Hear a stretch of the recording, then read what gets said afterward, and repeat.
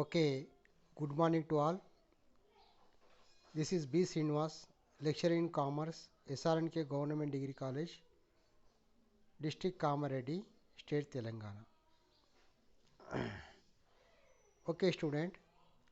In this video, we are going to discuss about the classification of accounts. మనం ఈరోజు ఈ short వీడియోలో ఖాతాల యొక్క వర్గీకరణ గురించి డిస్కషన్ చేయబోతున్నాం. This topic is most important. Why? Because all accounting processes depend upon the classification of accounts. ఈ టాపిక్ అనేది అకౌంటింగ్ సబ్జెక్ట్లో చాలా కీలకమైనది. ఎందుకంటే అకౌంటింగ్ ప్రక్రియ మొత్తము ఖాతాల యొక్క వర్గీకరణ మరి దాని యొక్క సూత్రాలపైనే ఆధారపడి ఉంటుంది. కాబట్టి అకౌంటింగ్ ప్రక్రియ సమర్థవంతంగా నిర్వహించాలంటే if you want to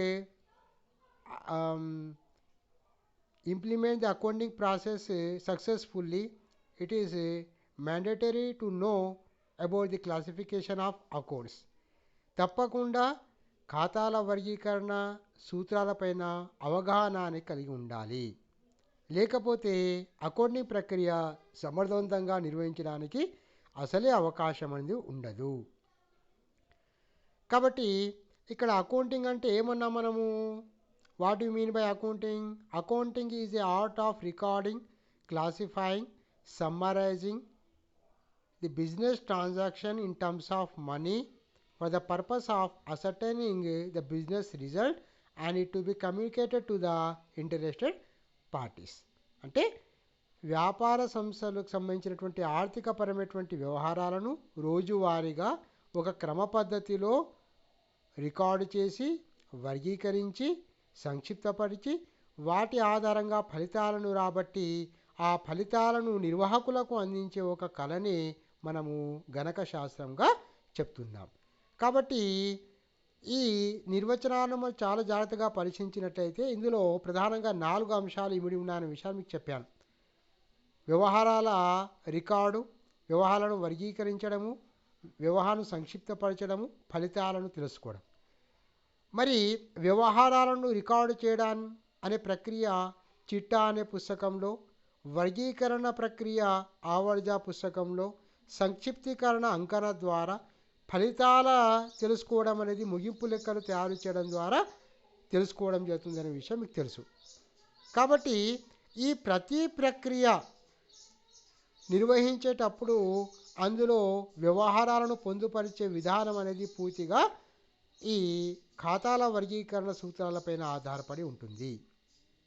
first, transactions are all are recorded in a specific manner in a separate book which is called journal. Later all transactions will be posted into respective ledger account and data will be summarized by the preparation of trial balance. With the help of trial balance, a final account will be prepared at the year end. In this all process, every transactions will be recorded in books of account. Every books of account will be maintained on the base of classification of accounts and accounts principles. That's why it is necessary to know classification of accounts and its principle. కాబట్టి వ్యవహారాలను గణక ప్రక్రియలు record చేయనప్పుడు ఒక ప్రత్యేక పద్ధతి ఆధారంగా మనము record చేయడం అనేది జరుగుతుంది. దీని కొరకు మరి వ్యవహారాలను రికార్డు చేయడానికి జంట పద్దు విధానాన్ని మనం పాటిస్తాం. కాబట్టి మరి దాని ఆధారంగా వ్యవహారాలు రికార్డు చేయడానికి ఒకే స్వభావం కలిగి ఉన్నటువంటి వ్యవహారాలను ఒక ఖాతాగా ఏర్పాటు చేయడం అనేది జరిగింది. Okay, all transactions are recorded in books of account on the base of double entry system, the principle of double entry system. Okay, due to this double entry principle, all natural similar transactions will be created as a one account. That's why in accounting major accounts can be classified broadly into 2 categories. గణక ప్రక్రియలో ఈ ఖాతాలను ప్రధానంగా రెండు రకాలుగా వర్గీకరించడం అనేది జరుగుతుంది. Personal account వ్యక్తిగత ఖాతా, ఇన్పర్సనల్ అకౌంట్ వ్యక్తేతర ఖాతా. మళ్ళీ వ్యక్తిగత ఖాతాను మనం తీసుకున్నట్లయితే నేచురల్ పర్సనల్ అకౌంట్ సహజ సిద్ధ వ్యక్తిగత ఖాతాలు, ఆర్టిఫిషియల్ పర్సనల్ అకౌంట్ కృత్రిమ వ్యక్తిగత ఖాతాలు, రిప్రజెంటేటివ్ పర్సనల్ అకౌంట్ ప్రాతినిధ్య వ్యక్తిగత ఖాతాలుగా మనం వర్గీకరించడం అనేది జరుగుతుంది. అదేవిధంగా ఇంపర్సనల్ అకౌంట్ అంటే వ్యక్తిగత ఖాతాను తిరిగి రెండు రకాలుగా వర్గీకరించడం జరుగుతుంది. అవి రియల్ అకౌంట్ అంటే వాస్తవిక ఖాతాలు, నామినల్ అకౌంట్ నామమాత్రపు ఖాతాలుగా వర్గీకరించడం జరుగుతుంది. ఇది వ్యవహారాలను ఒక ప్రత్యేక పద్ధతి ఆధారంగా ఒక సూత్రాల క్రమబద్ధీకరణ ఆధారంగా రికార్డు చేయడానికి ఈ విధంగా ఒకే స్వభావం కలిగినటువంటి వ్యవహారాలను ఒక క్రమ పద్ధతిలో రికార్డు చేయడానికి వీలుగా మూడు ఖాతాల రూపంలో వర్గీకరించడం జరిగింది. స్థూలంగా వ్యక్తిగత ఖాతాలు, వాస్తవిక ఖాతాలు, నామమాత్రపు ఖాతాలు.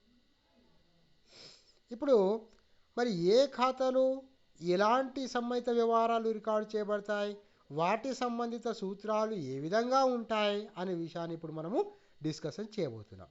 Okay, now we are going to discuss about each and every category of account and what type of transactions are recorded in that particular account and what is the principle for the recording of transactions in each category of account. Okay, let us start our discussion about classification of account. Here first one is personal account వ్యక్తిగత ఖాతాలు. వ్యక్తిగత ఖాతాల్లో అన్ని రకాల వ్యక్తులకు సంబంధించినటువంటి ఖాతాలకు సంబంధించిన వ్యవహారాలు రికార్డు చేయబడతాయి. అన్ని వ్యక్తిగత ఖాతాలు ఇందులోకి వస్తాయి. Personal account related to persons, it may be natural person, artificial person, representative person. అంటే ఇందులో సహజ సిద్ధ వ్యక్తులు కావచ్చు, కృత్రిమ వ్యక్తులు కావచ్చు, రిప్రజెంటేటివ్ అంటే ప్రాతినిధ్యపు వ్యక్తులు కావచ్చు. ఇక్కడ సహజ సిద్ధ వ్యక్తులు అంటే ప్రకృతి సిద్ధంగా జన్మించినటువంటి వ్యక్తులు అంటే మీరు నేను. For example Ramu account, Ramesh account, Ram account, Geeta account, Prakash account. Okay, these are all persons who bound through naturally comes under this category. Then artificial persons. Artificial persons mean this is not a natural born persons. Artificial persons are those created, these are the organization or institutions created by the natural persons. అంటే సహజ సిద్ధ వ్యక్తుల ద్వారా సృష్టించబడినటువంటి స్థాపించబడినటువంటి సంస్థలు ఏవైతే ఉన్నాయో అలాంటి సంస్థలని మనము కృత్రిమ వ్యక్తులుగా పరిగణించబడుతున్నాం. For example Shriram and company, one type of artificial person. అదేవిధంగా State Bank of India, SRNK government degree college. ఈ విధంగా ఏ సంస్థను తీసుకున్న అకౌంటింగ్ దృక్పాథంలో ఆ సంస్థను ఒక వ్యక్తిగా, ఒక కృత్రిమమైనటువంటి వ్యక్తిగానే పరిగణించడం జరుగుతుంది.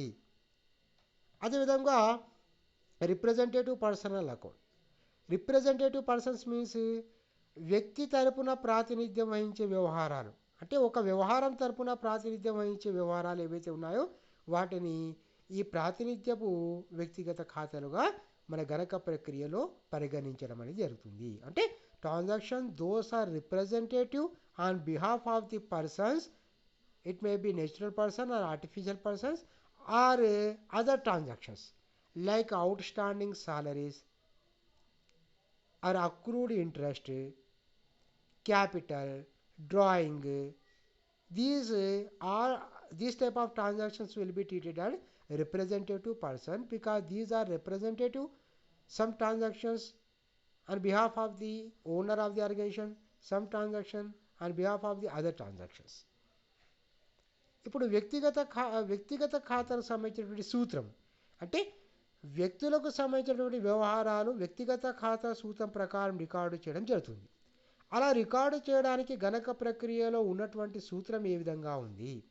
All those transactions come under a personal account will be recorded on the base of principle of personal account which is debit the receiver and credit the giver. సూత్రం ఏమిటి? ప్రయోజనము పుచ్చుకున్నటువంటి వ్యక్తి ఖాతాను డెబిట్ చేయవలెను, ప్రయోజనం ఇచ్చినటువంటి వ్యక్తి ఖాతాను క్రెడిట్ చేయవలెను. Debit the receiver and credit the giver. ప్రయోజనం పుచ్చుకున్నటువంటి వ్యక్తి ఖాతాను డెబిట్ చేయవలెను, ప్రయోజనం ఇచ్చినటువంటి వ్యక్తిగత ఖాతాను క్రెడిట్ చేయవలెను. This is the principle of personal account. కాబట్టి వ్యక్తులకు సంబంధించినటువంటి వ్యవహారాలు గణక ప్రక్రియలో రికార్డు చేయనప్పుడు ఈ సూత్రం ఆధారంగా వ్యక్తి ప్రయోజనం పుచ్చుకున్నప్పుడు డెబిట్ చేయడం జరుగుతుంది, వ్యక్తి ప్రయోజనం ఇచ్చినప్పుడు క్రెడిట్ చేయడం అనేది జరుగుతుంది. ఇది వ్యక్తిగత ఖాతాకు సంబంధించినటువంటి సూత్రం. అదేవిధంగా రియల్ అకౌంట్. రియల్ అకౌంట్ అంటే వాస్తవిక ఖాతాలు. ఇందులో అన్ని ఆస్తులకు సంబంధించిన ఖాతాలు వస్తాయి. Okay, real account related to assets, all type of assets which may be tangible assets or intangible asset. కాబట్టి టాంజిబుల్ అంటే కనిపించే ఆస్తులు లేదా స్పర్శనీయ ఆస్తులు, కనిపించని ఆస్తులు లేదా అస్పర్శనీయ ఆస్తులు అన్నీ కూడా ఈ వాస్తవిక ఖాతా సూత్రంలోకి వస్తాయి. ఇందులో కనిపించే ఆస్తులు అంటే ఫర్ ఎగ్జాంపుల్ బిల్డింగ్ ఉంది, we can see the building, we can touch the building. Machinery ఉంది, we can see the machinery, we can touch the machinery. These assets will be treated as tangible asset. Building ఉంది, machinery ఉంది, furniture ఉంది అని intangible. Intangible అంటే కంటికి కనబడనటువంటి అస్పర్శనీయమైనటువంటి ఆస్తులు. అంటే వాటిని మనం గమనించవచ్చు, but we can't touch it, we can't see it. అలాంటి ఆస్తులు ఏమిటి? గుడ్ విల్ ఉంది, పేటెంట్లు ఉన్నాయి, కాపీరైట్స్ ఉన్నాయి. ఇవన్నీ కూడా కంటికి కనబడనటువంటి ఆస్తులుగా పరిగణించబడతాయి. కాబట్టి ఆస్తి ఏదేమైనప్పటికీ అన్ని రకాల ఆస్తులకు సంబంధించినటువంటి వ్యవహారాలు మరి వాస్తవిక ఖాతాల సూత్రం ఆధారంగా రికార్డు చేయబడతాయి. All transactions related to the assets will be recorded in books of account on the base of real account principle. What is the principle here? Debit what comes in. సంస్థలో వచ్చినటువంటి ఆస్తులను డెబిట్ చేయాలి. అది ఏ రకమైనటువంటి ఆస్తి అయినా సరే, ఏ స్వభావానికి సంబంధించినటువంటి ఆస్తి అయినా సరే, సంస్థలో ఒక ఆస్తి వచ్చినప్పుడు దాన్ని డెబిట్ చేయవలేను. Debit what comes in and credit what goes out. మరి ఆస్తి సంస్థ నుండి పోయినప్పుడు, అది ఏ స్వభావానికి సంబంధించినటువంటి ఆస్తి అయినా సరే, సంస్థ నుండి పోయినప్పుడు దాన్ని క్రెడిట్ చేయవలేను. This is the simple principle of real account.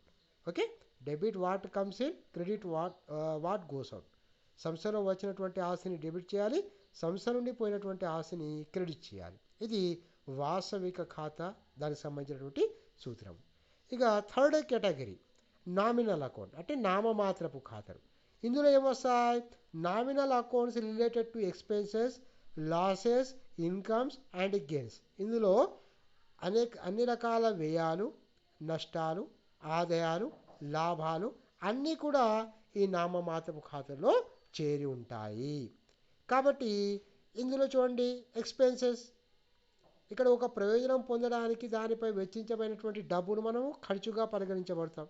whenever we incurred some income to acquire some benefit will be treated as the expenditure or expenses. కాబట్టి ఈ రోజువారు వ్యాపార సంస్థలో అనేక రకాల వ్యయాలు చెల్లించడం జరుగుతుంది. అదే కావచ్చు, సరుకు కొనుగోలు కావచ్చు, సిబ్బంది జీతాలు కావచ్చు, ఎలక్ట్రిసిటీ ఖర్చు కావచ్చు, పోస్టేజ్ ఖర్చులు కావచ్చు, స్టేషనరీ ఖర్చులు కావచ్చు, అడ్వర్టైజ్మెంట్ ఖర్చులు కావచ్చు, ప్రింటింగ్ ఖర్చులు కావచ్చు. Okay, various type of expenditure will be paid in organization daily wage. It may be salaries to the employees, rent of the building, wages for the laborers, electricity charges, postage charges, printing expenses. Okay, then losses, bad debt. అంటే ఒక రుణగ్రస్తుడు సంస్థకు బాకీ ఉన్నటువంటి వ్యక్తి డబ్బు చెల్లించకపోతే దాన్ని రాని బాకీలు అంటున్నాం. రాని బాకీలు నష్టం. డబ్బు చెల్లించే వ్యక్తి చెల్లించకపోతే అది నష్టం. కాబట్టి దాని ఏమంటున్నాం? రాని బాకీలు అంటున్నాం. Okay, if one debtor will not pay amount డెబ్ట్ by him, it will be treated as the bad debt. Okay, bad debt will be treated as the loss. Then abnormal losses అంటే వ్యాపార సంస్థ ఉన్నప్పుడు వ్యాపార సంస్థలో అనేక రకాల ఆస్తులు, సరుకులు ఉంటాయి. మరి ఏదైనా కారణం వల్ల అలాంటి సరుకుకు కానీ ఆస్తుగా నష్టాలు ఏర్పడే అవకాశం ఉంటుంది. వాటిని అసాధారణ నష్టాలుగా పరిగణించబడతాయి. Okay, abnormal loss arises due to any uncertainty. any risk. It may be fire accident, it may be theft, it may be road accident, any. Okay, right. Income, ఆదాయాలు. ఆదాయాలంటే సంస్థ వివిధ రకాల కార్యకలాపాలు నిర్వహిస్తున్నప్పుడు దైనందికంగా వచ్చే నగదు. అంటే ఫర్ ఎగ్జాంపుల్ సేల్స్, అమ్మకాలు, వచ్చినటువంటి commission received, rent received, interest received, discount received. అంటే ఏదైనా ప్రక్రియ ద్వారా డబ్బు గనక వచ్చినట్లయితే దైనందిక కార్యకలాపాల ద్వారా దాన్ని మనము ఆదాయంగా పరిగణించడం జరుగుతుంది. If income received on daily transactions in part of business organization, business activities will be treated as income. It may be sales, commission received, rent received, discount received, anyway. Then gains అంటే normal course of ట్రాన్సాక్షన్లో భాగంగా కాకుండా కొన్ని ప్రత్యేక కారణాల వల్ల సంభవించే ఆదాయాలు ఏవైతే ఉంటాయో వాటిని గెయిన్స్ అంటున్నాం, అంటే లాభాలు అంటున్నాం. ఓకే, అవి మూలధన స్వభావం కలిగి ఉంటాయి. ఫర్ ఎగ్జాంపుల్ ఒక ఆస్తిని అమ్మాం, దానిపైన లాభం వచ్చింది, లేదా బ్యాడ్ డేట్ నుండి ఏమైనా రికవర్ అయిందనుకోండి, అవన్నీ కూడా మనము ఇక్కడ లాభాలుగానే పరిగణించడం అనేది జరుగుతుంది. ఓకే అమ్మా. అదేవిధంగా ఇవన్నీ కూడా మనము నామమాత్రపు ఖాతాకి వచ్చేస్తాయి. మరి నామమాత్రపు ఖాతా సూత్రం ఏమిటి? నామమాత్రపు ఖాతా సూత్రం ప్రకారం వ్యవహారాలను రికార్డు చేసేటప్పుడు మనం ఏ సూత్రాన్ని పాటించాలి? Okay, what is the principle to be implemented for the record transactions under this category? Debit all expenses and losses. అంటే అన్ని వ్యయాలను నష్టాలను డెబిట్ చేయవలే. Credit all incomes and gains. అన్ని ఆదాయాలను మరి లాభాలను క్రెడిట్ చేయవలేను. What is the principle? Debit all expenses and losses. అన్ని నష్టాలను మరియు వ్యయాలను అన్ని నష్టాలను డెబిట్ చేయవలెను. అదేవిధంగా ఆదాయాలను లాభాలను క్రెడిట్ చేయవలెను. Okay, this is the complete information regarding the classification of accounts. ఇది ఖాతాల వర్గీకరణ సూత్రాలకు సంబంధించినటువంటి పూర్తి సమాచారము. ఇప్పుడు మరి ఖాతా వర్గీకరణ గురించి మనం డిస్కస్ చేశాం. We discussed classification of accounts. Accounts can be classified mainly in 3 categories, which are the personal account, real account, and nominal account.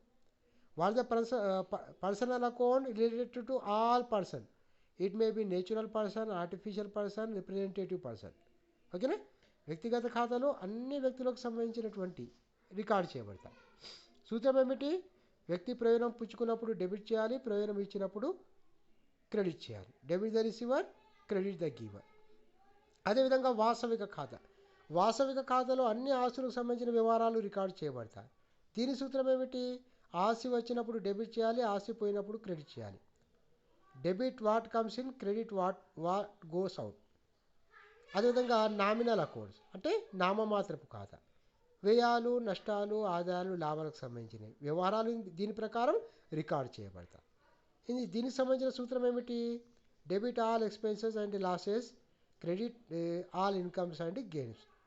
అన్ని వ్యయాలను నష్టాలను డెబిట్ చేయాలి, ఆదాయ లాభాలను క్రెడిట్ చేయాలి. ఇప్పుడు ఈ సూత్రాల ఆధారంగా మనం ఇప్పుడు కొన్ని ట్రాన్సాక్షన్స్ తీసుకొని మరి ఈ ఖాతాల వర్గీకరణ యొక్క ఆధారంగా ఆ వ్యవహారాలను గణక ప్రక్రియలో ఎలా రికార్డు చేయాలనే విషయం పైన ఇప్పుడు మనం డిస్కస్ చేద్దాం.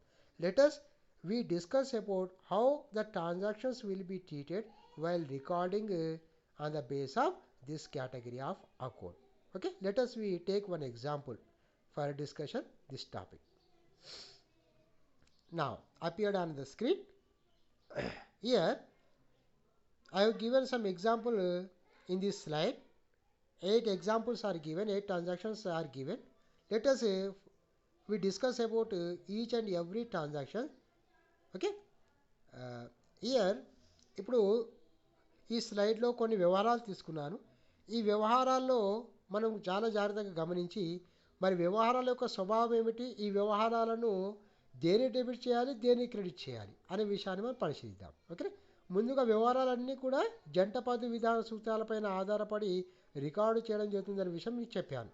ప్రతి వ్యవహారము ప్రయోజనం వచ్చేది గాను, ప్రయోజనం పుచ్చుకునేది గాను. Okay, All transactions in accounting will be recorded on the base of double entry system accordingly classification of accounting principles. Okay, let us start our discussion. First transaction, goods purchased for rupees 10,000.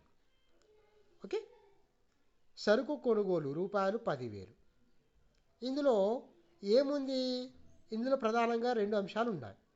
This transaction included two account. సరుకు కొనుగోలు, purchasing of goods. Okay, due to purchasing of this good we have to pay rupees 10,000.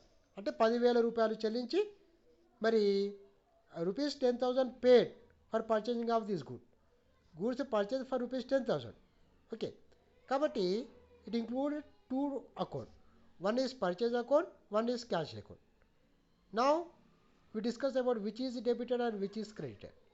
ఇప్పుడు goods purchased, సరుకు కొనుగోలు చేశారు.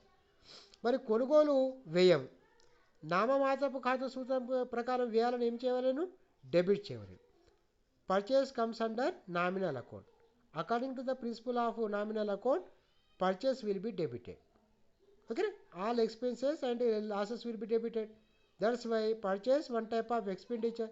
That's why purchase account will be debited. Now purchase for rupees 10,000. 10,000 rupees paid for purchasing of this good. That's why cash goes out. Cash comes under which category? Real account. సరుకును కొనుగోలు చేసినప్పుడు నగదు చెల్లించాం. నగదు అనేది వాస్తవిక ఖాతా సూత్రం కిందకి వస్తుంది. మరి వాస్తవిక ఖాతా సూత్రం ప్రకారము సంస్థలో వచ్చిన ఆస్తిని డెబిట్ చేయాలి, సంస్థ నుండి పోయిన ఆస్తిని క్రెడిట్ చేయాలి. మరి సరుకు కొంటున్నాం, డబ్బు పోతుంది. డబ్బు పోతుంది కాబట్టి పోయిన డబ్బును ఏం చేయాలి? క్రెడిట్ చేయాలి.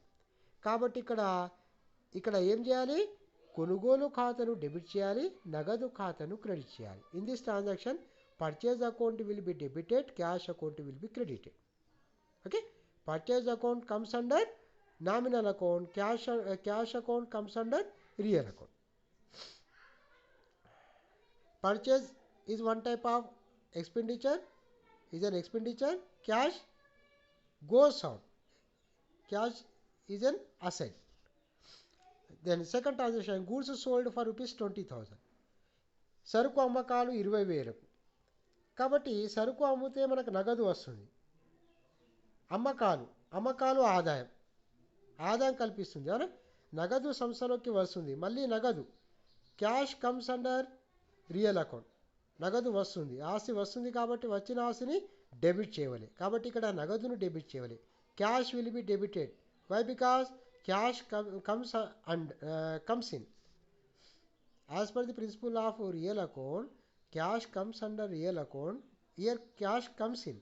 That's why cash will be debited. Sales will be treated as revenue. Revenue comes under nominal account. That's why sales account will be credited. That's why sales account will be credited. Okay, ma? Then third transaction, salaries paid rupees 5,000. Okay, జీతాల చెల్లింపు రూపాయలు 5,000. జీతాలు చెల్లించేటప్పుడు మనం ఇక్కడ జీతాలు చెల్లిస్తున్నాం నగదు రూపంలో. Cash paid in form salaries paid in form of cash. జీతాలను నగదు రూపంలో చెల్లిస్తున్నాం. మరి ఇక్కడ జీతాలు నామమాత్రపు స్వభావం కలిగినది. Salaries commander nominal account. ఇది ఖర్చు కాబట్టి నామమాత్రపు ఖాతా సూత్రం ప్రకారం ఖర్చులను ఏం చేయాలి? డెబిట్ చేయాలి. According to the principle of nominal account, expenditure will be debited. Here salary expenditure. That's why here salary account will be debited. Okay, here salary paid in form of cash. Cash goes out. Cash comes under real account. ఇక్కడ నగదు అనేది వాస్తవిక ఖాతా, ఆస్తి పోతుంది. మరి వాస్తవిక ఖాతా సూత్రం ప్రకారం పోయిన ఆస్తిని ఏం చేయాలి? క్రెడిట్ చేయాల్సి ఉంటుంది. కాబట్టి ఇక్కడ సాలరీస్ను డెబిట్ చేస్తున్నాం, క్యాష్ను క్రెడిట్ చేస్తున్నాం. జీతాలను డెబిట్ చేయాలి, నగదును క్రెడిట్ చేయాల్సి ఉంటుంది. Then fourth one, cash paid to Raju. రాజుకు చెల్లించిన నగదు రూపాయలు 4,000. ఇక్కడ రాజు ఎవరు? Who is Raju? Raju is person. Which type of person? Natural person. Raju సహజ సిద్ధ వ్యక్తి. మరి వ్యక్తిగత ఖాతా సూత్రం ప్రకారం వ్యక్తి ప్రయోజనం పుచ్చుకున్నప్పుడు ఏం చేయాలి? డెబిట్ చేయాల్సి ఉంటుంది. As per the principle of personal account, debit the receiver, credit the giver. Here Raju is the receiver. That's why Raju account will be debited. Here cash paid. Cash comes under again real account. Cash goes out. That's why cash account will be credited. అంటే ఇక్కడ రాజు ప్రయోజనం పుచ్చుకుంటున్నాడు కాబట్టి రాజు ఖాతాను debit చేయాలి. నగదు సంస్థ నుండి పోతుంది కాబట్టి వాస్తవిక ఖాతా సూత్రం ప్రకారం నగదు ఖాతాని మళ్ళీ ఇక్కడ క్రెడిట్ చేయాలి. పోయిన ఆస్తిని క్రెడిట్ చేయాలి కాబట్టి ఇక్కడ నగదు అనే ఆస్తి సంస్థ నుండి పోతుంది కాబట్టి నగదును క్రెడిట్ చేయాలి. అంటే రాజు ఖాతాను డెబిట్ చేయాలి, నగదు ఖాతాను క్రెడిట్ చేయాలి. In this transaction Raju account will be debited and cash account will be credited. Then fifth one, cash received from Hari rupees 1000. Hari నుండి వచ్చిన నగదు రూపాయలు 1000. In this transaction cash received from Hari. Here Hari is the benefit giver. Cash comes in, నగదు వస్తుంది. Cash comes under real account. నగదు అనేది ఆస్తి వస్తుంది కాబట్టి వాస్తవిక ఖాతా సూత్రం ప్రకారం నగదును డెబిట్ చేయాలి. Cash will be debited as per the principle of real account. Here Hari, who is Hari? Hari is the giver. మరి వ్యక్తిగత ఖాతా సూత్రం ప్రకారం ప్రయోజనం ఇచ్చిన వ్యక్తిని ఏం చేయాలి? క్రెడిట్ చేయాలి. Okay, as per the principle of personal account credit the giver. Here Hari is the giver. That's why Hari account will be credited. కాబట్టి in this transaction cash account will be debited and Hari account will be credited. ఇక్కడ నగదు వస్తుంది కాబట్టి debit చేయాలి, హరి ప్రయోజనం ఇస్తున్నాడు కాబట్టి credit చేయాలి. Then sixth one, purchased furniture for rupees 10,000. Furniture కొనుగోలు రూపాయలు 10,000. ఇక్కడ ఫర్నిచర్ కొంటున్నాం. ఫర్నిచర్ అనే ఆస్తి సంస్థలో వస్తుంది. Whenever we purchase any asset comes in, asset come under real account. మరి ఇక్కడ ఫర్నిచర్ కొంటున్నాం. ఫర్నిచర్ అనేది ఆస్తి సంస్థలో వస్తుంది. ఆస్తి సంస్థలో వచ్చినప్పుడు మరి వాస్తవిక ఖాతా సూత్రం ప్రకారం వచ్చిన ఆస్తిని ఏం చేయాలి? డెబిట్ చేయాల్సి ఉంటుంది. కాబట్టి ఇక్కడ ఫర్నిచర్ ఖాతాను డెబిట్ చేయాలి. Furniture comes in, that's why furniture account will be debited according to the principle of real account.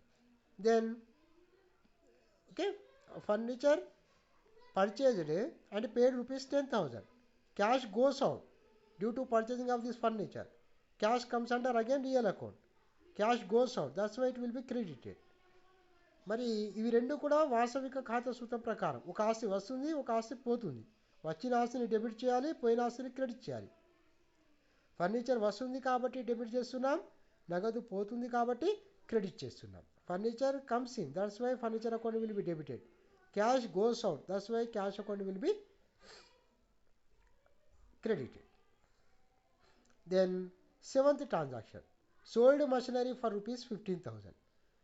మషనరీ అమ్మేస్తున్నాం 15,000కు. మషనరీ అమ్మేస్తే మనకు డబ్బు వస్తుంది, మషనరీ పోతుంది, యంత్రం పోతుంది. ఇక్కడ చూడండి, యంత్రాన్ని 15,000కు అమ్మడం జరిగింది. యంత్రాన్ని 15,000కు అమ్మితే డబ్బు వస్తుంది, యంత్రం పోతుంది. డబ్బు వస్తుంది కాబట్టి వాస్తవిక ఖాతా సూత్రం ప్రకారం వచ్చిన డబ్బును డెబిట్ చేయాలి. మరి వాస్తవిక ఖాతా సూత్రం ప్రకారం మరి యంత్రం పోతుంది కాబట్టి పోయిన ఆస్తిని క్రెడిట్ చేయాలి. ఈ రెండు కూడా మళ్ళీ వాస్తవిక ఖాతా సూత్రం కిందకి వస్తాయి. This two come under real account principal.